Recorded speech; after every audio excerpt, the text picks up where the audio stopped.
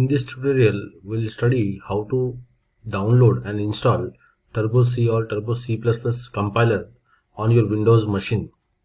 There are so many websites available on the internet which provides the compilers for downloads. In Google, just type Turbo C++ compiler for Windows 7. My machine is 32-bit machine, so I am selecting this Turbo C++ compiler.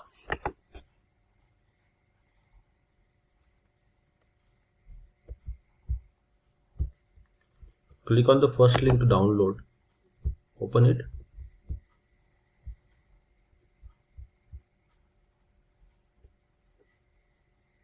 It will divert you to the next page where you will get the download button.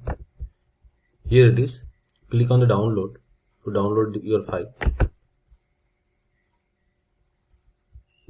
So it will take 1 minute for downloading.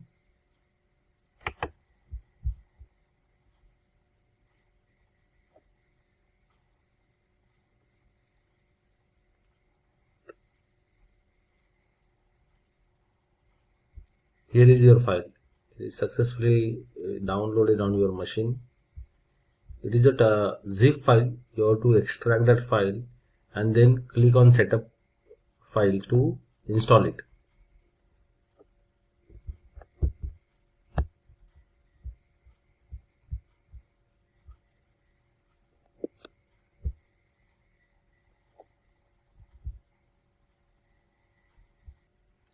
Here is your downloaded file, Turbo C file. Right click on it and extract it here. So it will be converted to one folder. Open it. Click on the setup file to install this file. This Turbo C++ 3.2.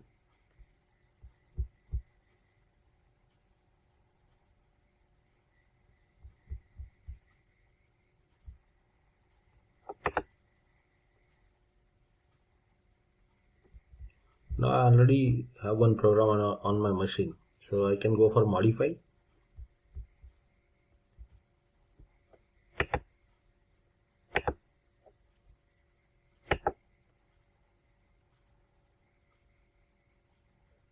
Click on finish. It is successfully installed. You can see here on my desktop there is a shortcut file is already created by when we installed the Turbo C compiler on my machine. So double click it on, so it will open that compiler. Click on start Turbo C++.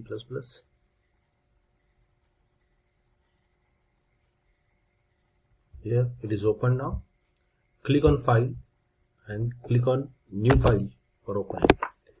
I will type my first C program to just print hello world.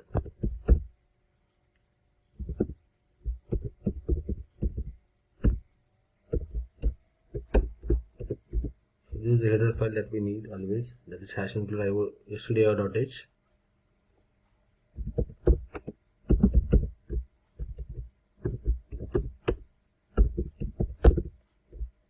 Then this is the line to print your message, that is hello world, that is printf statement to print any message on the screen.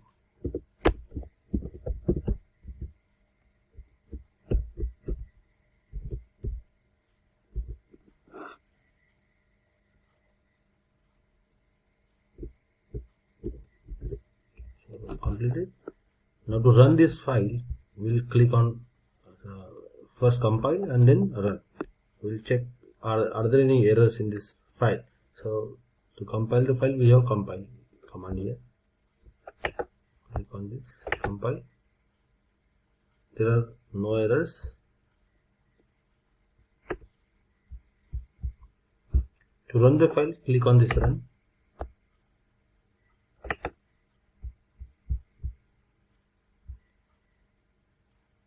Here it is showing one warning that this function should have a return time.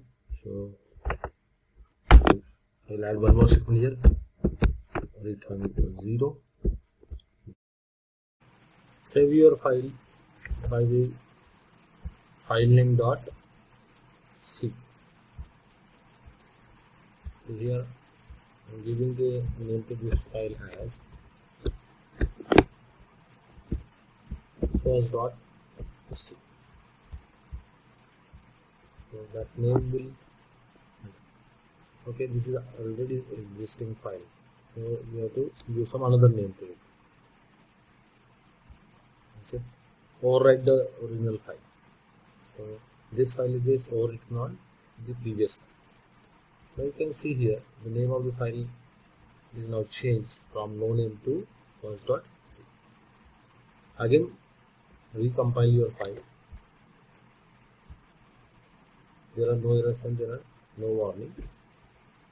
Now run the file by clicking on the run. So your program is successfully executed. Check the output.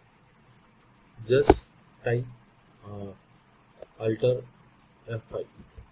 So this is your output on your screen. This has happened because you are not able to see the output immediately after executing your program on your screen, because we have not included the functions like getch here to hold the output somewhere on the screen. So I am writing getch here. It will stop your output somewhere on the screen, and whenever you press any key, it will come back to your original program.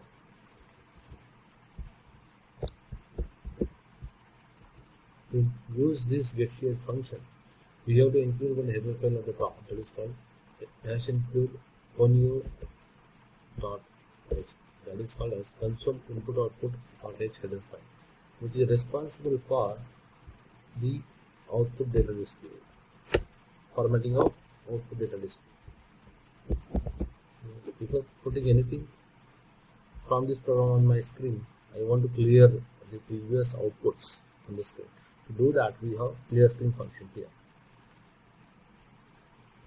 Again, I get recompile it. No errors. Run the program. See, the output is clearly visible. There are no other lines on the screen. So this way we can compile and run the C program.